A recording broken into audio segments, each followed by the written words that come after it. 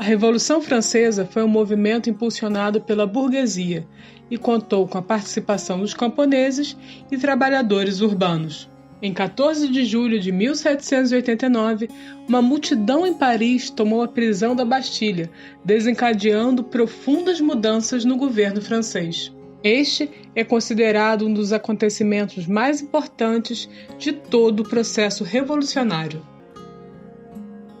No final do século XVIII, a França era um país agrário, com a produção estruturada no modelo feudal. Para a burguesia e parte da nobreza, era preciso acabar com o poder absoluto do rei Luís XVI e com os impostos excessivos. A sociedade francesa estava dividida em 3 estados. O primeiro estado, composto pelo clero. O segundo estado, formado pela nobreza. E o terceiro estado, formado por camponeses, funcionários públicos e a burguesia, ou seja, comerciantes. A situação econômica da França no final do século XVIII era terrível. Mais colheitas e os gastos com a campanha militar na América deixaram o tesouro real vazio. Ocorreu uma onda de falências, acompanhada de desemprego e queda de salário, arruinando o comércio nacional. Para mudar o jogo, era preciso reformas urgentes, e esta tensão gerava uma grave crise política. A burguesia francesa, preocupada em desenvolver a indústria do país, queria destruir as barreiras que restringiam a liberdade de comércio. Desta forma, era preciso que se adotasse na França, segundo a burguesia, o liberalismo econômico. A burguesia desejava mais direitos políticos, pois era ela e os camponeses que sustentavam o Estado, posto que o clero e a nobreza não pagavam impostos. Apesar de ser a classe social economicamente dominante, sua posição política e jurídica era limitada em relação ao primeiro e ao segundo estado. Quando falamos em Revolução Francesa, é impossível a gente não falar também do Iluminismo. O Iluminismo era um movimento intelectual que criticava duramente as práticas econômicas mercantilistas, o absolutismo e os privilégios concedidos ao clero e à nobreza. Na França, o Iluminismo se propagou entre os burgueses e inspirou a Revolução Francesa. Seus autores mais conhecidos foram Voltaire, Montesquieu, Rousseau, Diderot e Adam Smith. Pressionado pelos problemas econômicos, o rei Luís XVI convoca os Estados Gerais, uma assembleia formada pelos 3 estamentos da sociedade francesa. A Assembleia dos Estados Gerais funcionava assim: as questões eram debatidas pelos 3 estados. Em seguida, era realizada a votação, quando os estados votavam por blocos e não por indivíduos. Assim, o primeiro e o segundo estado, clero e nobreza, quase sempre se aliavam e votavam em contra as propostas que pudessem beneficiar o terceiro estado. Por isso, o terceiro estado, mais numeroso, insistia para que as votações das leis fossem por cabeça e não por grupo. Somente assim o terceiro estado poderia passar normas que o favorecessem. No entanto, o primeiro e o segundo estado recusaram esta proposta e as votações continuaram a ser realizadas por estado. Deste modo, reunidos no Palácio de Versalhes, o terceiro estado e parte do primeiro estado, baixo clero, se separam da Assembleia, declaram-se como legítimos representantes da nação, formando a Assembleia Nacional Constituinte e jurando permanecer reunidos até que ficasse pronta a Constituição. A Bastilha era uma antiga fortaleza, situada bem no meio de Paris, que funcionava como prisão política. Ali ficavam tanto os nobres que não iam para uma prisão comum, por sua condição privilegiada, como as pessoas que eram acusadas de crimes contra o rei.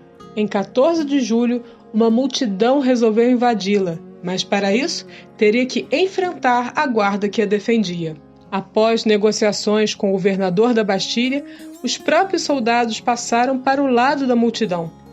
Esta consegue entrar, liberta os prisioneiros e mata o governador. Imediatamente, destroem a fortaleza. Este episódio se tornou mais significativo da Revolução Francesa, porque representou o fim de um símbolo de opressão e falta de liberdade. No dia 26 de agosto, foi aprovada pela Assembleia a Declaração dos Direitos do Homem e do Cidadão. Esta declaração assegurava os princípios da liberdade, da igualdade e da fraternidade e acabaram se tornando o lema da Revolução. No entanto, a recusa do rei Luís XVI em assinar a declaração provoca novas manifestações populares. Os bens do clero foram confiscados e muitos padres e nobres fugiram para outros países. A instabilidade na França era grande. A Constituição ficou pronta em setembro de 1791 e destacamos alguns artigos. O governo francês seria uma monarquia constitucional, ou seja, o poder executivo caberia ao rei, limitado por uma Constituição e pela Assembleia. Os deputados teriam um mandato de 2 anos. Instituição do voto censitário. Só seria eleitor quem tivesse uma renda mínima. Suprimiram-se os privilégios e as antigas ordens sociais. A partir de agora, todos seriam iguais. Isso quer dizer, todos seriam cidadãos. Confirmaram-se a abolição da servidão e a nacionalização dos bens eclesiásticos. A escravidão nas colônias, porém, foi mantida. Com a Constituição, o poder do rei se viu bastante reduzido e o monarca decide fugir com sua família. Descobertos, são levados de volta a Paris, onde Luís XVI é mantido prisioneiro no Palácio das Tulherias. 1 ano depois deste episódio, a multidão ataca o Palácio Real pela primeira vez e, em 10 de agosto, os revolucionários mais radicais prendem toda a família real, encerrando assim a monarquia francesa. Com o fim da monarquia, a Assembleia Legislativa foi substituída, através do sufrágio universal masculino, pela Convenção Nacional. A República foi implantada e os jacobinos, grupo radical, eram a maioria neste novo parlamento. O rei Luís XVI foi julgado, condenado por traição e sentenciado à morte por guilhotina e executado. Meses depois, a rainha Maria Antonieta teria o mesmo destino. Internamente, começaram as divergências de como deveria ser conduzida a Revolução.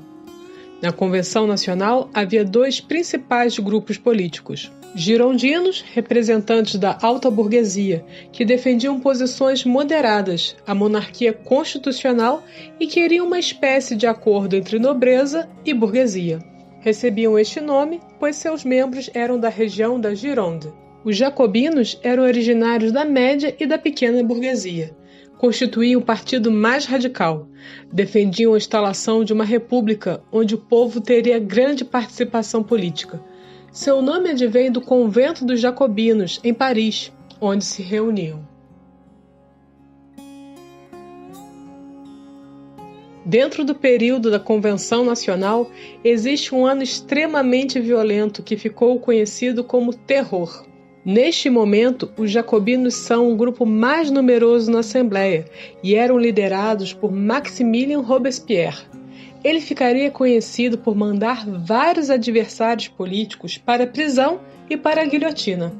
Os jacobinos introduziram novidades na Constituição como voto universal masculino, fim da escravidão nas colônias e congelamento de preços de produtos básicos como o trigo. Os jacobinos também instituíram o Tribunal Revolucionário para julgar os inimigos da Revolução.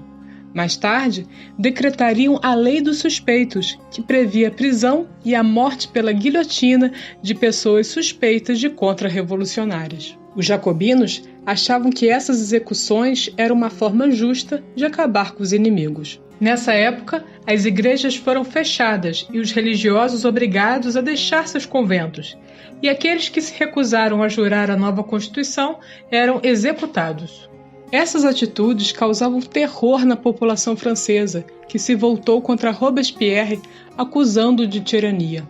Por isso, o político foi detido e também acabou executado na guilhotina, e esta ocasião ficou conhecida como o Golpe do 9 Thermidor, em 1794.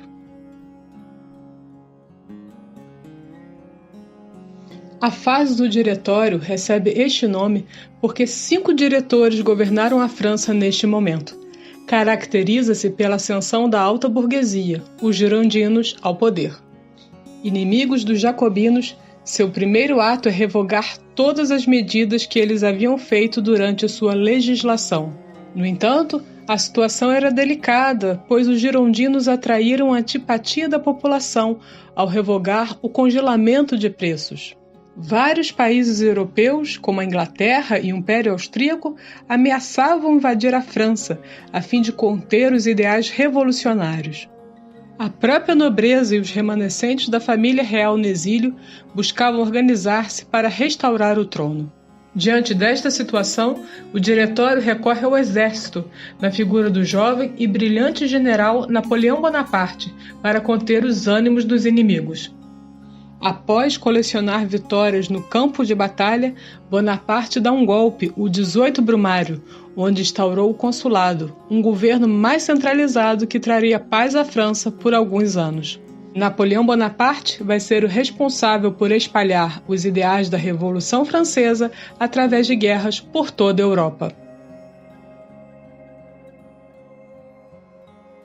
A Revolução Francesa deixou marcas profundas na sociedade. A aristocracia perdeu seus privilégios, a servidão foi abolida, desapareceram as instituições feudais que limitavam as atividades da burguesia e criou-se um mercado de dimensão nacional. Igualmente, a Revolução instalou a separação de poderes, uma herança deixada para várias nações do mundo, e mostrou que a população era capaz de condenar um rei. As ideias da Revolução Francesa se estenderam por toda a Europa, causando mudanças no continente. Também trouxe o conceito que todo cidadão é igual perante a lei, independente de onde tenha nascido. Por isso, todo o período anterior à Revolução Francesa passou a ser chamado de Antigo Regime por vários historiadores. Com isso, queriam afirmar que este episódio havia inaugurado um novo tempo na sociedade. Em 10 anos, a França passou por profundas modificações políticas, sociais e econômicas. As mudanças começam quando o rei Luís XVI convoca a Assembleia dos Estados Gerais, a fim de resolver os graves problemas econômicos pelos quais o reino passava. Formado pelo clero, nobreza e burguesia, os 2 primeiros estados queriam manter seus privilégios. Por isso, o terceiro estado deixa a Assembleia e, junto com parte do clero, se autoproclamam os legítimos representantes dos franceses. Assim, é instituída uma monarquia constitucional, mas o rei Luís XVI prefere fugir do que perder seus poderes. Descoberto, é levado de volta a Paris e preso. A República é proclamada e o monarca é julgado e guilhotinado. Neste momento, os destinos da nação são decididos pela Convenção Nacional. Nela, 2 grupos políticos disputam o poder: os girondinos, moderados, e os jacobinos, radicais.